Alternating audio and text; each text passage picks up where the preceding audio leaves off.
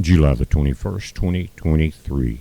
Guys, you're looking at the 7-day tropical weather outlook from the National Hurricane Center in Miami, Florida.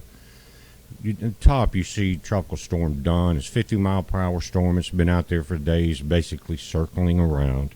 I think it's just going to do that until it finally weakens and dissipates.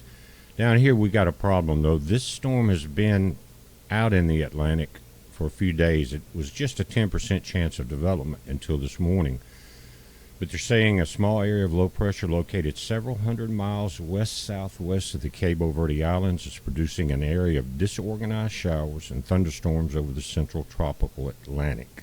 Environmental conditions appear generally conducive for some gradual development of this system, and a tropical depression could form in the next several days as it moves westward across the tropical Atlantic. Now, this morning, we'll look at the satellite images coming off the African coast. It's the first time that I've started to notice a rotation in the system. But our problem is, guys, you know it is the Atlantic Ocean temperatures are much higher than they should be, and we've had no cooling storms this year. Now, Tropical Storm Don, that's been circling around in the Atlantic, helps somewhat because it's a release of energy. Without hurricanes, the Earth would overheat because we're 3/4 ocean. And when you get that much heat building, then everything can change. But the hurricanes keep it from overheating, and that's what we're dealing with. But the water temps are very high, and this storm could develop very rapidly.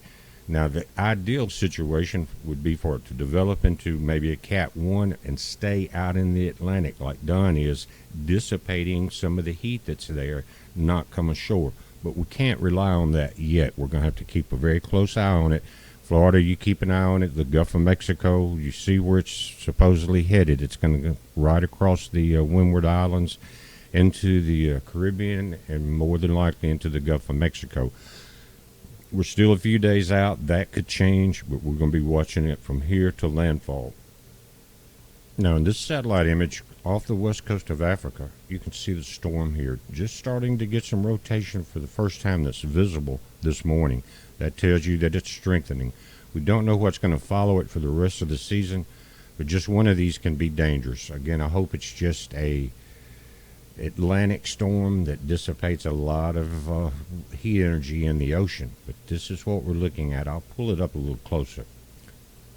Now, you can clearly see the rotation in the outer band starting to form on this thing. If it rain wraps, then it will become stronger quicker. Now, what you're seeing there coming across is the sunrise reflecting on the Atlantic Ocean. Notice that. But above this, and we'll look at a different map, is a lot of Saharan sand. And if it gets in that, it will more than likely dissipate because we said it before. If you pour water on sand, it becomes heavy like mud and sinks. So that's how the Saharan sand works with these storms every year. We've seen it.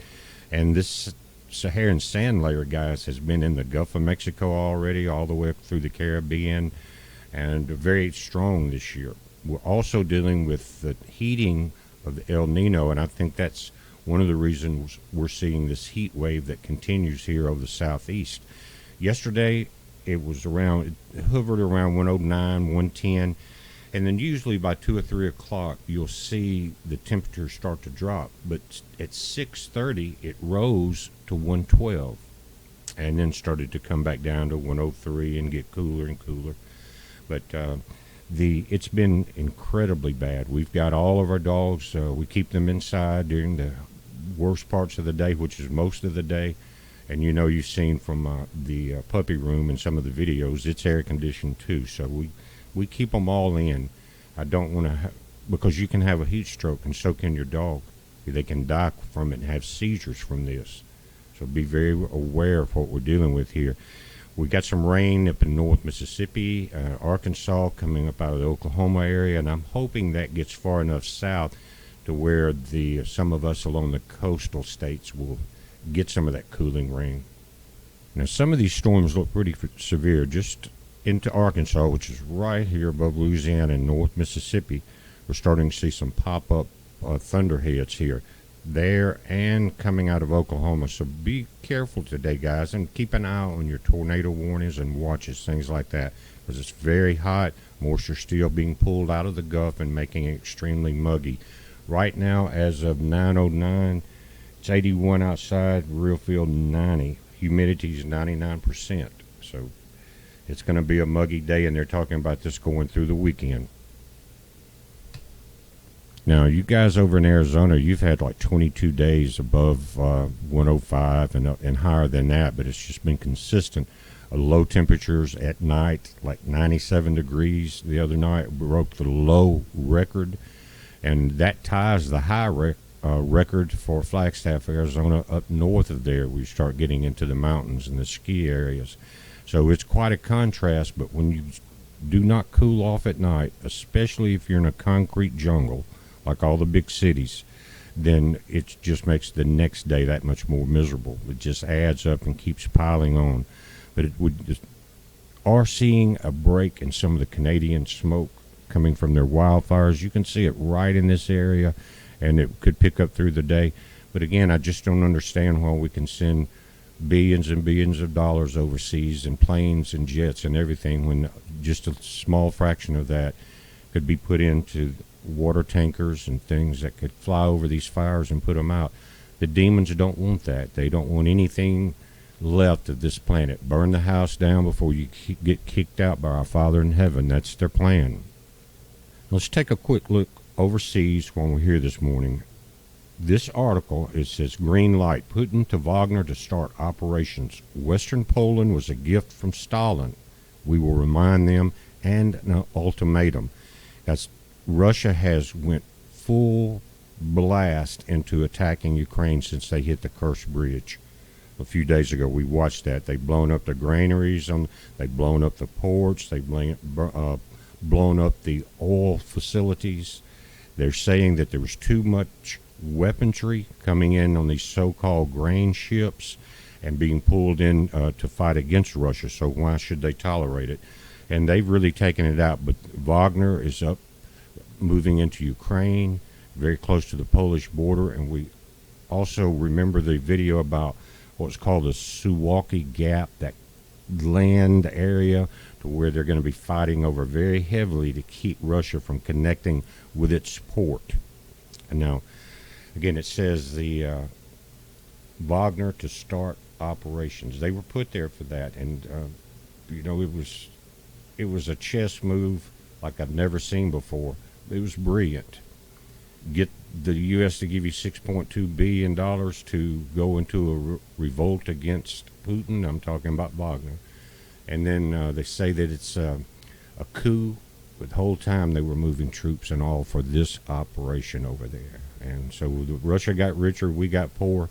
But guys, on this grain deal, I was reading a lot of information out there, and I've heard you comment too that a lot of the grain was not going where it was supposed to. Just like the money last year or the year before when this started that was pouring in from elections and different things that didn't get to Ukraine. And there's a circle coming back here for a lot of that money. I wonder who in the world would be doing that. What kind of demonic activity are we seeing? You know who's doing it. They're saying that ugly developments on the Polish-Ukrainian Belarusian border are foreshadowed by the extremely bellicose statements of Putin, with which he gave the green light to the Wagner forces for military operations.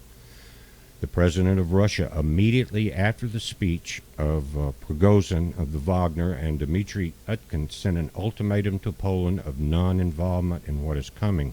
These are preparatory statements of Wagner's military operation. Now, will Poland stay non-involved? I don't know, because this whole time NATO has been stockpiling weapons and troops into Poland. It says the Poles seem to forget that Western Poland was Stalin's gift to the Poles. Russia gave it to them. Now, Putin says the West threw Poland into the hands of the Nazis. The Red Army liberated her and restored Polish rule. Now Poland is planning to attack Belarus and Ukraine and conquer all of Western Ukraine. Westerners plan to send Poles and Lithuanians to fight in Ukraine as the Ukrainians are decimated. Putin said he ordered the head of Russian intelligence to monitor the plans of the Poles to annex Ukrainian territories. And just below that it says a rapid increase of the Wagner forces for advance in the Baltic. Duma target the Suwalki corridor. The Polish army will be crushed. And that Suwalki corridor is what I was talking about earlier. I showed a map in a video last week about that. Now, Putin is also saying that Poland's attack on Belarus will be considered an attack on Russia. Guys, and all Poland would do is hand it over to NATO. They've already sold out. It says a Russian president accused Poland of having territorial ambitions in the former Soviet Union and said any attack on Russia's closest allies of Belarus would be considered an attack on Russia. Moscow will respond to any attack on Belarus with all the means at our disposal, which is a terrible thing to ask for. During a meeting of the Security Council with the participation of the Russian president, he announced with a high probability that part of Ukraine will be occupied by a formation consisting of military personnel from Ukraine, Poland, and Lithuania again. I can only comment on what has just been said and the reports that have appeared in the press about plans to create some kind of Polish-Lithuanian-Ukraine connection. That is, we're not talking about some kind of gathering of mercenaries. There are quite a few of them there, and they are being destroyed, but about regular, well-united, well-equipped military formations, which is planned to be used for operation in the territory of Ukraine.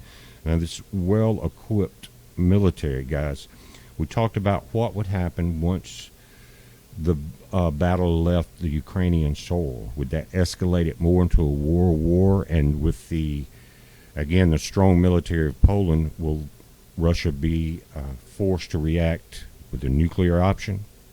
Putin continues. He says if Polish units enter, for example, Lviv or other Ukrainian territories, they will stay there and they will stay forever.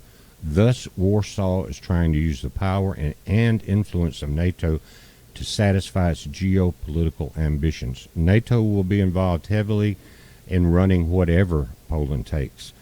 That's why Russia sent nukes to Belarus, it says, and a storm is coming.